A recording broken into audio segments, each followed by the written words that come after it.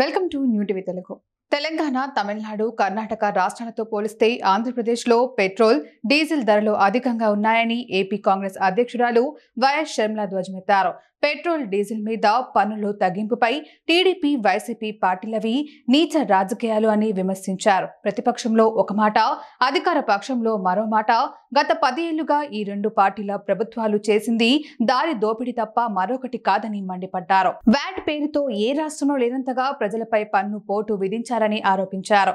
దేశంలోనే అత్యధిక పన్నులు వేసిన రాష్ట్రంగా ముందు వరుసలో పెట్టి రాష్ట్ర ప్రజానికాన్ని లూటీ చేశారని షర్మిల మండిపడ్డారు. ప్రస్తుతం ఆంధ్రప్రదేశ్లో లీటర్ పెట్రోల్ ధర 109.60 రూపాయలు, డీజిల్ ధర 97.47 రూపాయలుగా ఉంది.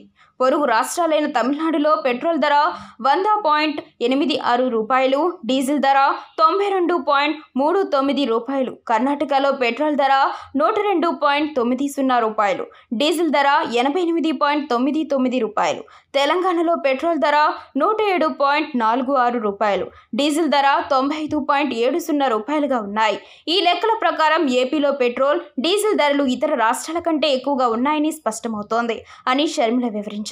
చంద్రబాబు విపక్ష నేతగా ఉన్నప్పుడు లీటర్కు 17 రూపాయలు తగ్గించాలని డిమాండ్ చేశారని, ఇప్పుడు ఆ హామీని నిలబెట్టుకోవాలని షర్మిల డిమాండ్ చేశారు. గతంలో జగన్ కూడా పెట్రోల్, డీజిల్ ధరలపై విమర్శలు చేసి అధికారంలోకి వచ్చాక వాటిని పెంచారని గుర్తు చేసింది. రెండు పార్టీలు కలిసి ప్రజల నుంచి 50,000 కోట్ల రూపాయలు వసూలు చేశాయని ఆరోపించారు. కూటమి ప్రభుత్వాన్ని గెలిపిస్తే ఇంధనం ధరలు తగ్గిస్తామని చంద్రబాబు హామీ ఇచ్చారు. ఇప్పుడు మీరు అధికారంలో ఉన్నారు. ఇచ్చిన హామీ ప్రకారం ఎప్పటి నుంచి ధరలు తగ్గిస్తారో సమాధానం చెప్పాలి. 17 రూపాయలు ధర తగ్గించి ఇచ్చిన హామీ వెంటనే నిలబెట్టుకోవాలని ఆంధ్రప్రదేశ్ కాంగ్రెస్ పార్టీ పక్షాన డిమాండ్ చేస్తున్నాం అని షర్మిల స్పష్టం చేశారు.